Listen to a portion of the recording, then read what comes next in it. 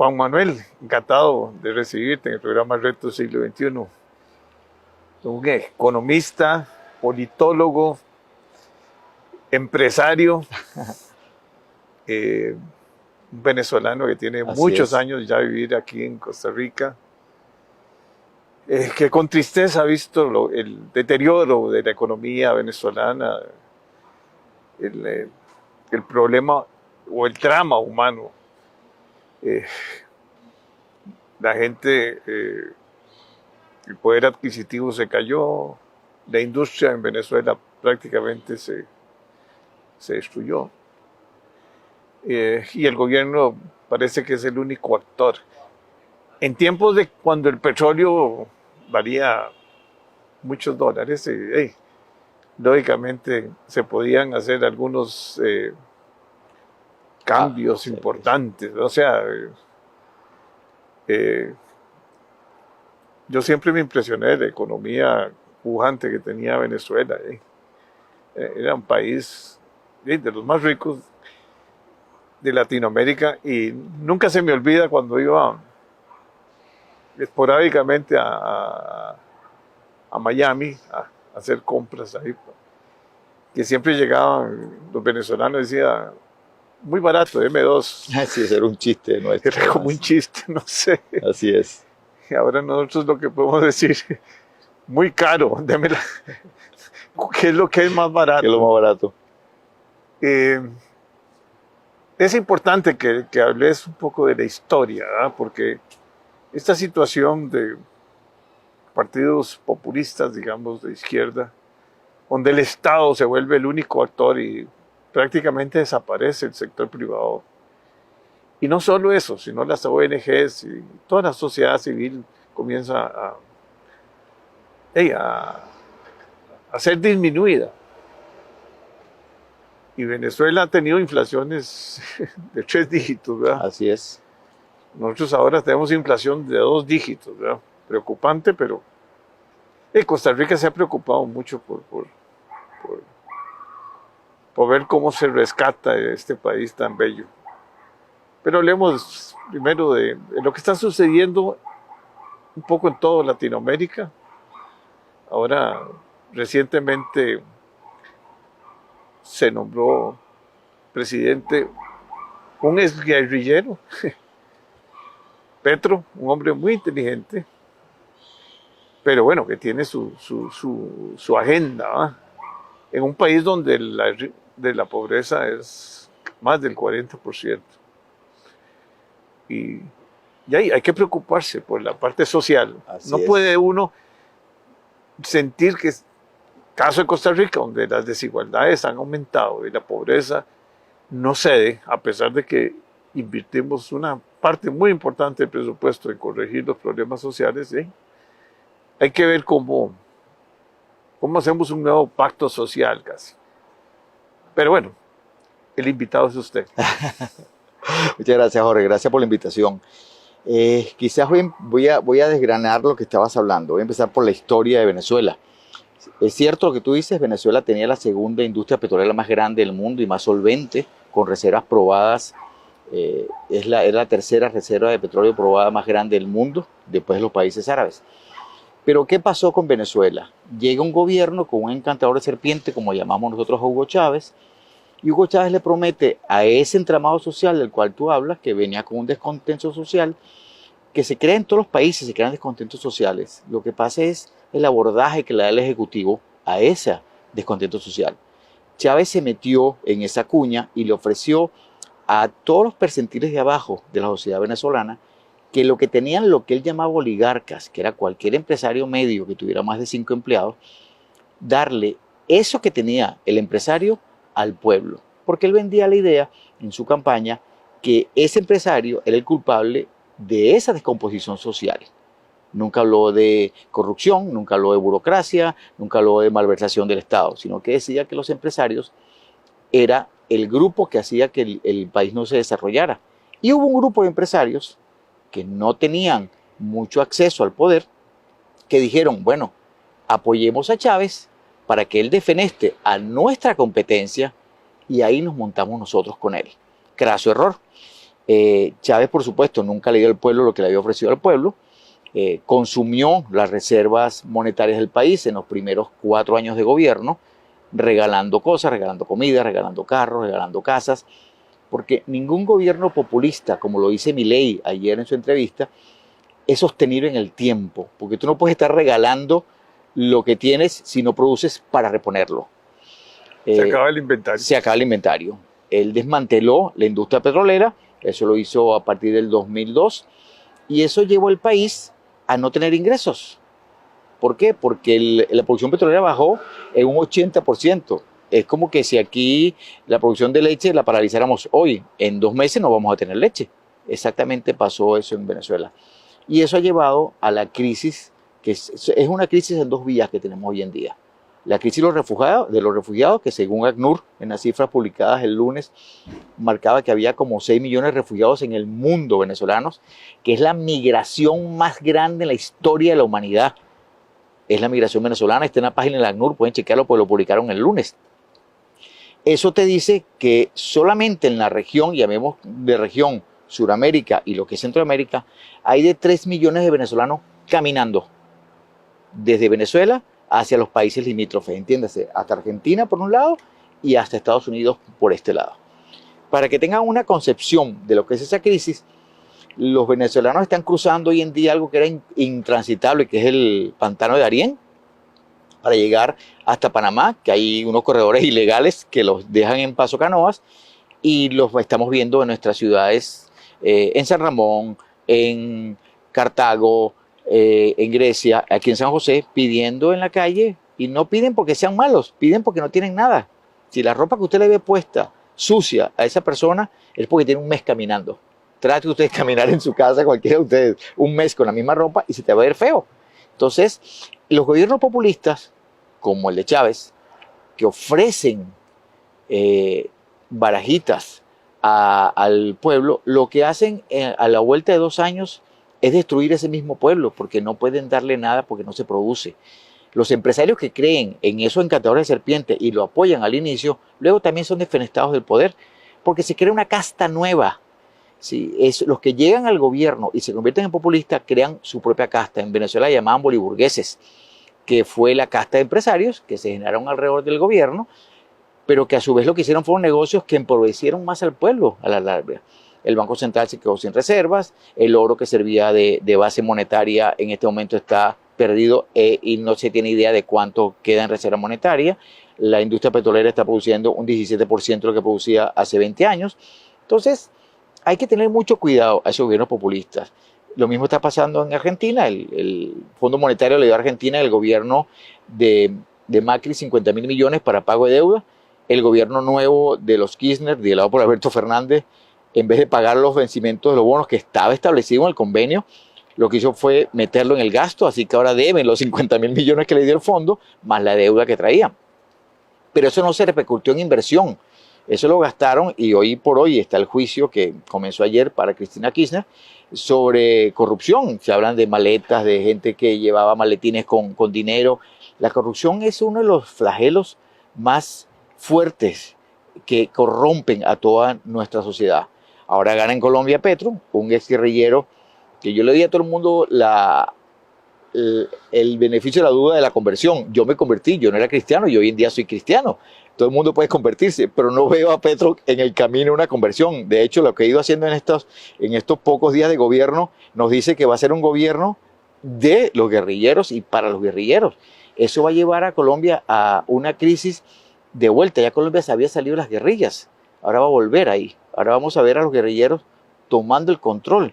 ¿Y qué tienen ellos de pensamiento? Un pensamiento izquierdoso, que es lo que tienen en la sangre. Es muy difícil que un alacrán cambie su razón de ser. Dicho esto, ¿en qué tenemos que preocuparnos nosotros como región? A Costa Rica van a ingresar de acá a diciembre no menos de 100 o 150.000 venezolanos refugiados que van a transitar por toda Centroamérica. Tenemos que darle comida, tenemos que ayudarlos de alguna manera. ACNUR está haciendo un buen trabajo, pero necesita apoyo del Ejecutivo, no en plata. ACNUR tiene un fondo de reserva para refugiados de 1.789 millones de dólares aprobado por las Naciones Unidas, pero necesita encadenarse con el Ejecutivo para que el Ejecutivo pueda darle lugares para crear los albergues, cordones de seguridad para que puedan atravesar el país de Paso Canoas a Peñas Blancas y algunos otros beneficios que solo un ejecutivo puede lograr. Entonces, ahí es donde deberíamos ayudarlos un poco. Y eso nos puede llevar a una crisis, porque tener más de 40.000 venezolanos caminando por el país, que tienen que ser atendidos por la caja, que no están en el sistema de la caja, nos puede llevar a un gasto social que no tenemos contemplado en medio de nuestra crisis económica propia. Y ahí caemos en la crisis del propio país. Después de 8 años de inacción gubernamental, el país está tratando de reconstruirse, tanto social como económicamente. Y hay que trabajar en conjunto. No podemos olvidarnos de que el Ejecutivo que asumió el poder este año tiene de alguna manera que apurar su trabajo o su avance para darle comida, trabajo y seguridad a los percentiles más bajos de la sociedad. Porque esos son los que no tienen recursos atrás. Esos son los que no tienen dónde voltearse para que alguien les preste algo para comer a fin de mes, o para pagar el alquiler, o para pagar la luz o el agua. Y que la inflación los está golpeando. Inflación los está golpeando durísimo, tanto la propia como la inflación importada. Porque a pesar que el Banco Central, vía control de cambio solapado con el tema de reservas y el préstamo del FLAR, ha controlado o ha bajado drásticamente cuando el dólar se está apreciando en casi todo el mundo, aquí lo hemos hecho al revés, está creando una pequeña burbujita que pudiera reventarnos a partir de marzo o abril del próximo año en costos de servicio y en tasas de interés. Entonces el gobierno... Son como 6 meses. Son como 6 meses más o menos que dura. Desde cuando comienza uno a subir la tasa pasiva. Yo tengo un profesor de macroeconomía que decía que las decisiones económicas son como tirar una piedra en un lago. La piedra cae y usted ve el chaplaf hoy, pero hay una onda expansiva que, de acuerdo al percentil de la sociedad, va golpeando en diferentes tiempos. Yo calculo que en las sodas, en las pulperías que tenemos cada uno en nuestro barrio, va a golpear como en unos 6 meses eso. Y eso golpea no solamente en el bienestar social, sino en tu sensación de bienestar. Porque ahora estamos viviendo de una sensación de que el gobierno de turno lo va a hacer bien, pero con el estómago vacío no hay sensación que dure. Entonces debemos preocuparnos como ejecutivo de darle comida, seguridad y sobre todo educación. Porque el apagón ejecutivo que tuvimos, el apagón educativo que tuvimos fue muy fuerte. Y la ministra empezó a hacer algunas buenas obras, pero no se han llevado a efecto. Y seguir haciendo planes de creación de grandes centros educativos sin resolver lo que tenemos hoy en día, la uniaula que no tiene techo, que no tiene baño, seguimos acrecentando el apagón educativo. Entonces yo creo que hay que irse un poco a lo micro para ir limpiando, como está haciendo muy bien el ministro de Economía, quitando cuellos de botella, que con doña Natalia también lo está apoyando mucho en eso, lo que está haciendo Manuel Tovar en el COMEX, que es jalando empresas para que creen empleo. Porque hay que solucionar primero lo básico. Démosle comida, seguridad y educación a la gente. Después pensemos en los grandes proyectos o vayamos haciendo paralelos, pero hay que enfocarse ahí. Yo creo que hay que dejar un poco las peleas confrontativas y pasar un poco más a la ejecución y sin tener que mostrarlas. Con que la gente las sienta en su estómago y en su quehacer, te va a llevar a una base que te va a permitir un gobierno que llegue al 2026 con paz social. Porque con hambre, la paz social se pone un poco en entredicho, Jorge. Así que creo que ahí es donde debemos trabajar mucho. No, yo definitivamente que cuando uno ve la situación que estamos viviendo, hoy cuando fui a tomar café, me dice la muchacha, ese café, digo yo, no es la misma calidad, ¿qué fue lo que compró? Me dice, mire, el presupuesto no ha subido, los ingresos son los mismos, y la inflación, y estoy hablando de clase media. Así es. La gente que está en el quintil más bajo, esos, no, con una inflación tan alta, ni arroz, ni frijoles, ni café. Tal cual.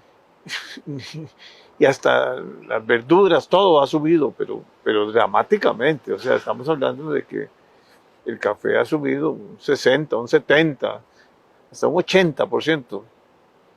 Y hay que corregir esa situación, porque como usted dice muy bien, de donde hay hambre, la situación social se complica y la situación todo se complica. Todo se complica.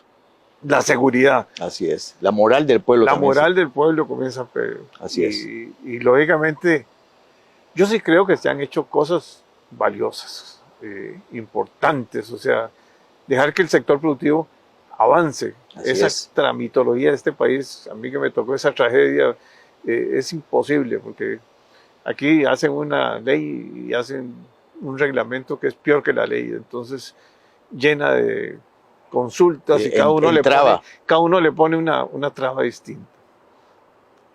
Y eso yo creo que el gobierno está trabajando muy bien.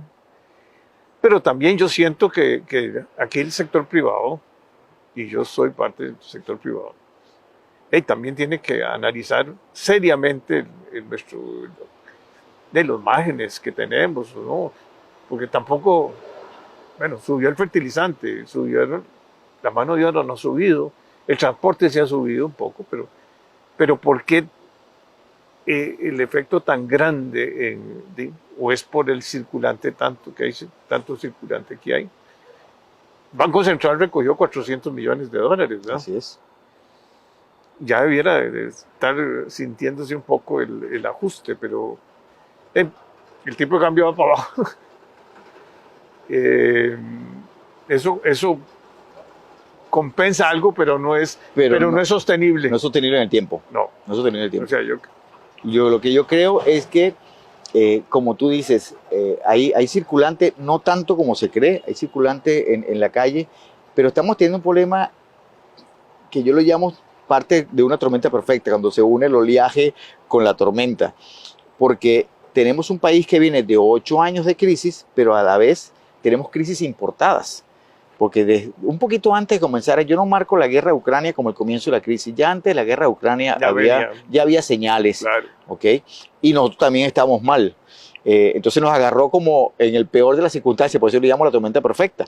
Luego de eso vino la crisis de los contenedores, incluso cuando se quedó encallado un barco de contenedores en el canal de Suez, que también atrasó un poco más. Eso nos hizo importar costos que no teníamos previstos. Si los contenedores se triplicaron, no solamente el costo del contenedor físico, sino no había. Porque no había, sino que además el flete marítimo también subió de precio. Entonces, eso de alguna manera, aunque tú rebajes mucho tu margen de comercialización, te impacta. Porque el margen de comercialización, en este país sobre todo, también depende de la carga impositiva que tienes. Claro. Entonces, ahí vamos a otro factor, como tú mencionabas, habiendo tantas trabas para que el negocio funcione.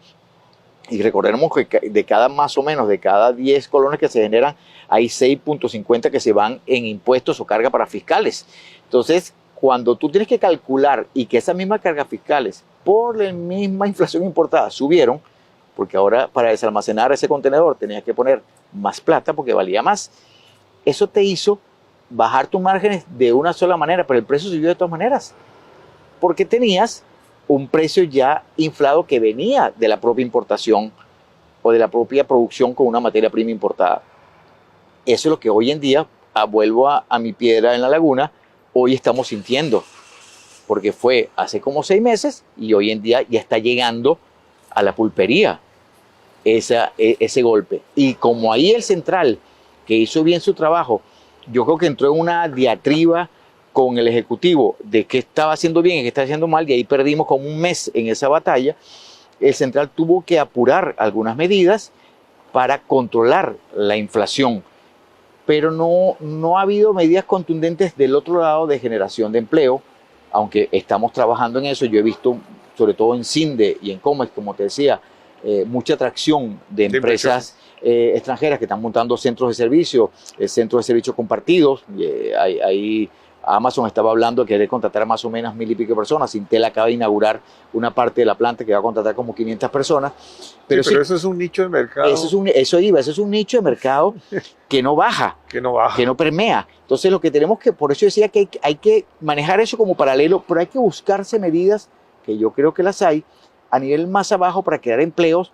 Por ejemplo, obra pública de mantenimiento de carreteras, obra pública de bacheo, obra pública de terminar esas escuelas que le faltan techos. Yo tenía identificado en un El factor estudio. de la construcción genera mucho Mucho empleo y genera empleo en mano de obra no tan calificada. No tan calificada. Yo estaba leyendo un informe de hace como un año, había como 600 y tantos centros educativos que le faltaban reparaciones. Bueno, entréguele eso de alguna manera bajo una alianza, una APP a la empresa privada. Si no hay los recursos, se consiguen los financiamientos para repararlo. Sí, y luego vamos. Pero los recursos sí hay.